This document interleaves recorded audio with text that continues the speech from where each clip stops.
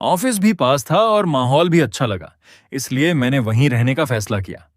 Office आने जाने में आसानी हो, इसलिए मैंने ऑफिस के पास एक विला खरीद लिया। अच्छे इरादे से मैंने उस विला का एक कमरा सुन शियाओफेंग नाम के लड़के को किराए पर दे दिया। उसने बताया कि वह अपना स्टार्टअप शुरू कर रहा है और पैसों की तंगी चल रही है। उसका स्वभाव अच्छा लगा, इसलिए मैंने उससे सिर्फ आधा किराया लिया। 2 महीने बाद वह एक लड़की को घर लेकर आया और बोला कि वह उसकी गर्लफ्रेंड है। उसके आने के बाद मेरा ड्राइंग रूम जैसे उनका हो गया। फ्रिज का सामान गायब होने लगा, यहां तक कि मेरी बालकनी के ऑर्किड के गमले भी उसकी गर्लफ्रेंड अपने कमरे की सजावट के लिए उठा ले गई। मैं उन्हें बताना चाहता था कि यह विला मेरा है और मैं ही मकान मालिक हूं। लेकिन सुन, शियाओ फेंग मुझे अलग ले जाकर बोला, भैया, मैंने अपनी गर्लफ्रेंड से थोड़ा झूठ बोल दिया है कि यह विला मेरा है। आजकल गर्लफ्रेंड बनाना आसान नहीं है। प्लीज मेरी इज्जत रख लीजिए। मैं हर महीने आपको 200 युआन ज्यादा दे दूंगा। क्या मुझे उन 200 युआन की जरूरत थी? बिल्कुल नहीं। लेकिन उसकी मजबूरी देखकर और यह सोचकर कि वह अभी अभी करियर शुरू कर रहा है, मैंने बात वहीं खत्म कर दी। लेकिन अगले ही दिन जब मैं ऑफिस से घर लौटा तो देखा कि मेरे बेडरूम का ताला तोड़ दिया गया है। लड़की बोली, इस मास्टर, बेडरूम में अच्छी धूप आती है, इसलिए अब यह कमरा हमारा होगा। तुम्हारे जैसे गरीब इंसान के लिए छोटा कमरा ही काफी है। इतने दिनों से हमारे घर में रह रहे हो, थोड़ी समझदारी तो दिखाओ। सुन, शियाओ फेंग शर्मिंदा होकर बोला, भैया माफ कर दीजिए, मेरी गर्लफ्रेंड को लगता है कि यह घर मेरा है।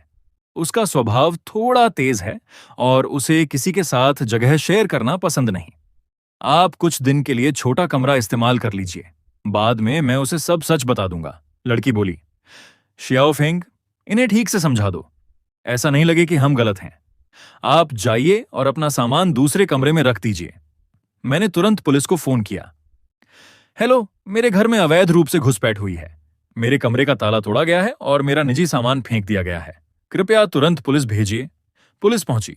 सुन, शियाओ फेंग घबराकर बोला, भैया, ये क्या? आपने पुलिस क्यों बुला ली?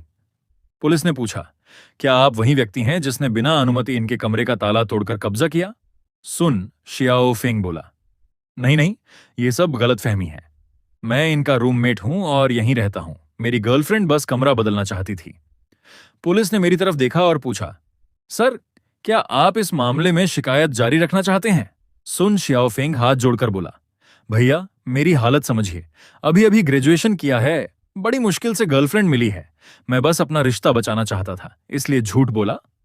मुझे याद आया कि जब वह पहली बार आया था तो उसने कहा था, सर, मैं अपना बिजनेस शुरू कर रहा हूं, पैसे की थोड़ी दिक्कत है, क्या किराया कुछ दिन बाद दे सकता हूं? मेरा नाम सुन शियाओफेंग है, आगे आपका सहयोग चाहता हूं। आखिरकार मैंने कहा, ठीक है, इस बार मैं शिकायत वापस लेता हूं, लेकिन अगर दोबारा ऐसा हुआ तो तुरंत कार्रवाई होगी। पुलिस चली गई।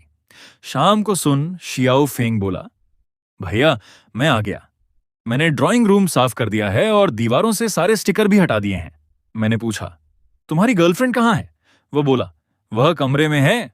मैंने उसे समझा दिया है कि ड्राइंग रूम सबका है और बिना पूछे किसी की चीज इस्तेमाल नहीं करनी चाहिए। उसे अपनी गलती का एहसास हो गया है।